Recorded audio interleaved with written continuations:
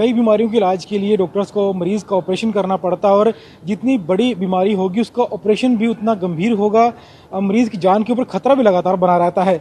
लेकिन अब कुछ ऐसी तकनीक विकसित हो रही हैं धीरे धीरे हर बीमारी को लेकर, जहां पर मरीज़ का ऑपरेशन भी किया जाए, लेकिन उसके लिए सर्जरी जो है, चीर फाड़ जो है वो कम से कम की जाए या ना की जाए। कुछ ऐसी ही टेक्निक जो है वो अब विकसित कर ली गई है जिसमें हम दिल के वाल्व को बदलते हैं, लेकिन उसके लिए सर्जरी की ज़रूरत नहीं पड़ती। इस बारे में जानकारी के लिए हमारे साथ मौजूद हैं डॉक्टर आर के जसपाल। इनसे बात करते हैं। सर, जो नई तकनीक आई है वाल्व को चेंज करने की, ये तकनीक क्या है, कैसे काम करती है? ये तकनीक, इसको हम ट्रांसयार्टिक वेल्व इम्प्लांटेशन कहते हैं, टेवी या टेवर।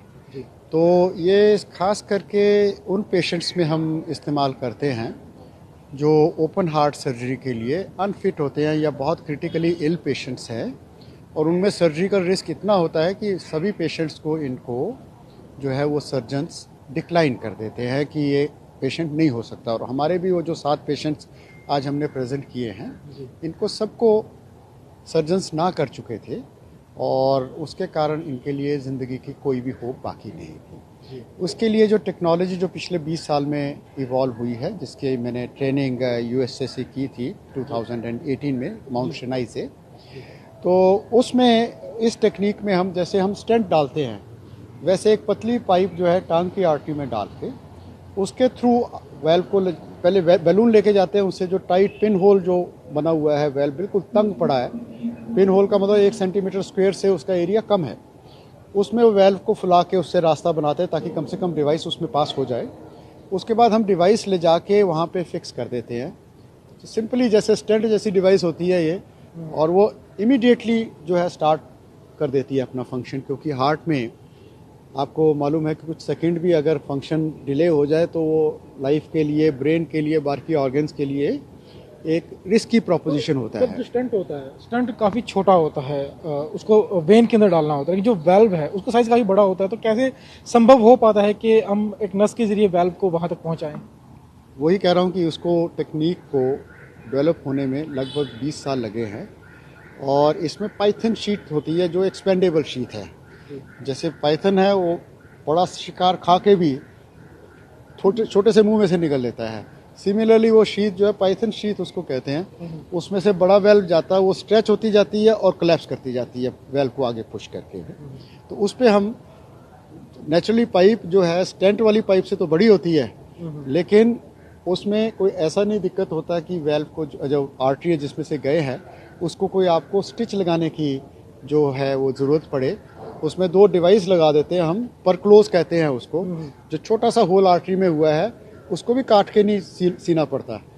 जब प्रोसीजर पूरा होता है तो वहाँ पे हम वो 2 पर क्लोज डिवाइस लगा के उसको परकुटेनियसली जो है सील कर देते हैं। तो सर, ये वेल्व आप डालते हैं तो ये खुद काम करता है, ये जो काम करने के लिए हार्ट की मसल्स की हेल्प लेता है? नो, हार्ट तो सिर्फ पंप करता है उसके थ्रू ब्लड, ये अपने आप काम करता है। जो ब्लड फ्लो का प्रेशर है, जब बैक प्रेशर आएगा अपने आप बंद हो जाएगा। बिल्कुल उसी प्रिंसिपल पे काम करता है जिस प्रिंसिपल पे भगवान का दिया हुआ एओर्टिक वेल्व जो हमारी बॉडी में बना है, बिल्कुल उस प्रिंसिपल पे काम करता है। जो वेल्व आप डालते हैं, लाइफ क्या रहती है उस वेल्व, कितने दिनों तक मरीज की हेल्प?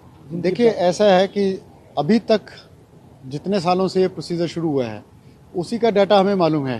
टाइम जैसे इवॉल्व होगा तो हमें पता चलेगा और कितने साल, लेकिन 15 ईयर्स तो है, 10-15 ईयर्स का तो डेफिनेट एविडेंस है कि उसको कुछ नहीं होता इतनी देर। और बेस्ट पार्ट इसमें ये है, जैसे मैंने पहले भी अंदर बताया था, कि इसमें आपको लॉन्ग टर्म ब्लड थिनर्स की देने की ज़रूरत नहीं पड़ती, जो कि नॉर्मली वेल्व, सर्जिकल वेल्व के बाद आपको ये देने की ज़रूरत पड़ती है। और कॉमनली हम देखते हैं कि ये लोग पेट की ब्लीडिंग से इनकी डेथ हो रही है, या कोई एक्सीडेंट हुआ उसमें ब्लड थिनिंग करके इतना, या चोट लगने से भी कई बार अनअटेंडेड रह गए और इतनी ब्लीडिंग होगी वो मौत का कारण बना, या ब्रेन में हेमरेज हो गई।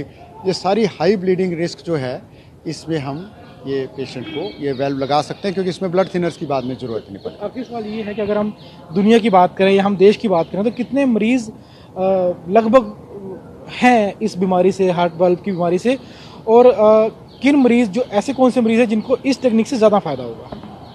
लगभग एओर्टिक वेल्व डिजीज़ के जो लगभग 40% पेशेंट्स हैं, तो टोटल संख्या लगभग 3 लाख पेशेंट्स हैं इंडिया में ही, जिनके पास सर्जरी की ऑप्शन नहीं है, and they are just waiting to die.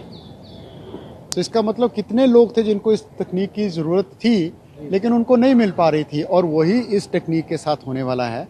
जैसे ज़्यादा से ज़्यादा लोग इसको सीखेंगे, धीरे धीरे हम उनको ट्रेन करेंगे। तो हमारा पर्पस ये था कि इसको सेंटर ऑफ एक्सीलेंस बनाएं ट्रांस एओर्टिक वेल्व रीइम्प्लांटेशन के लिए, टेवर के लिए, ताकि ये दो पर्पसेस सर्व करे। एक तो safe treatment option advance disease वाले पेशेंट्स को, सर्विस पार्ट, और सेकेंड इज ट्रेनिंग पार्ट की हम ज़्यादा से ज़्यादा डॉक्टर्स को, इवन बाहर से भी हमारे पास डॉक्टर्स आते हैं जो कि देखने के लिए ऐसे केसेस को, तो ट्रेनिंग दे के हम लोगों को फील्ड में भेजें ताकि ये तकनीक ज़्यादा से ज़्यादा लोगों को फ़ायदा दे पाए। Thank you. वैसे डॉक्टर आर के जसवाल जिन्होंने तकनीक के बारे में बताया, जहां पर बिना सर्जरी के वाल्व जो है वो बदल सकते हैं, चेंज कर सकते हैं, लेकिन जो मरीज जिनकी हालत गंभीर है, जिन मरीजों को ऑपरेशन नहीं किया जा सकता, उन मरीजों के लिए ज़्यादा कारगर है। और इस समय देश में करीब 3 लाख मरीज हैं जिन्हें इस तकनीक की ज़रूरत है, जिनकी जान इस तकनीक के सहारे बचाई जा सकती है। कैमरामैन राजेश के साथ चंडीगढ़ से विजय राणा, ATV भारत।